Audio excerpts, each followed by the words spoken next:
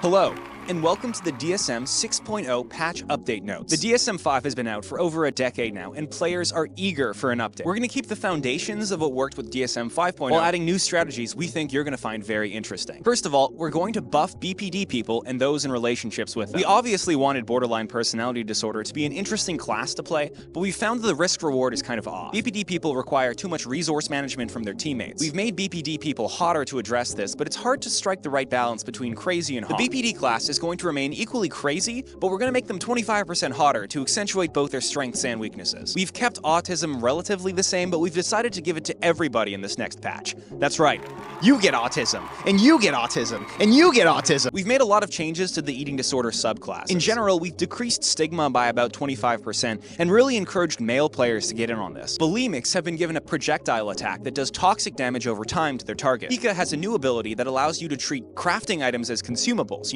eat plastic and nails in order to regain health. Projectile attacks have a percentage chance of bouncing off the fat of the binge eater. And anorexics have been given a new skeleton skin, although we're currently working on a bug where the skin doesn't quite fit on them right. We've heard complaints that the new Ozempic meta has been too effective in managing eating disorder downsides. But don't worry, we've actually balanced this very well.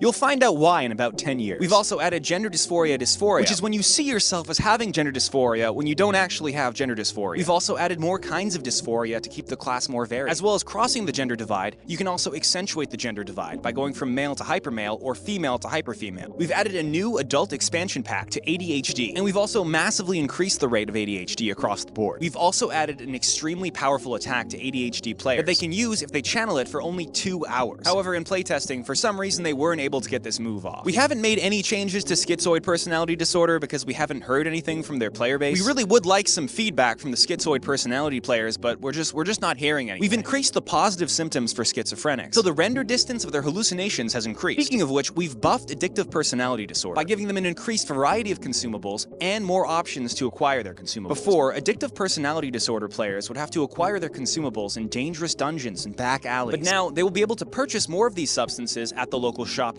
With enough of these, we hope that they'll be able to rank up towards schizophrenia. We've increased the number of personalities that dissociative identity disorder players can have equipped at one time. This should help the class have more combat and charisma check variety. This does, however, increase the skill ceiling of having multiple personalities active at the same time, so we're on the lookout for new players to make sure it's still accessible. We've also added the ability to have animals as alters. Anxiety has never been quite as debilitating as we would have liked, so to put them more in line with other classes, we've added more quick time events and reduced their predictability. Ah! Just kidding. That wasn't one of them, but who knows when it's gonna come. The first boss that defeats a PTSD player will be the same boss they have to fight over and over again, except it gets stronger and stronger every time. Even when the PTSD player will defeat it, it still comes back stronger. This is going to force PTSD players to have to rely on their allies in order to overcome the boss. We've increased the recovery time for Bipolar's Manic episode. Bipolar's Manic ability was just too strong, so the depressive recovery phase is now going to be about 25% longer. Tourette's players now have a buff that can spread Tourette's to other players. OCD players are no longer allowed to wash their hands. Antisocial personality disorder and narcissistic personality disorder have been too annoying to their enemies, so we've made both of them do increased damage to their teammates. Moving on to consumable items. The antidepressant consumable item has been deemed too effective, so we're going to be reducing its efficacy from 20% to 10%. We're going to buff some classic 1.0 consumables though, like nicotine and alcohol, in order to balance this out for depression players. Antipsychotics have also been deemed too effective, so we're going to increase side effects across the board. Hopefully this should just be a full lobotomy. And we've decided to not tell you about post-SSRI erectile dysfunction.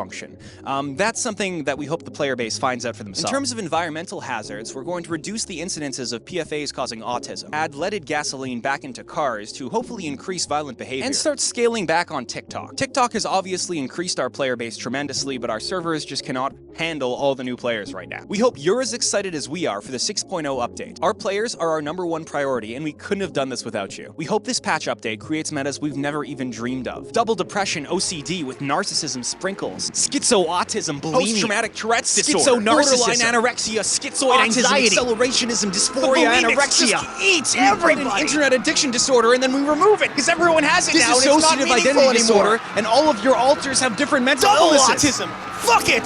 Double autism.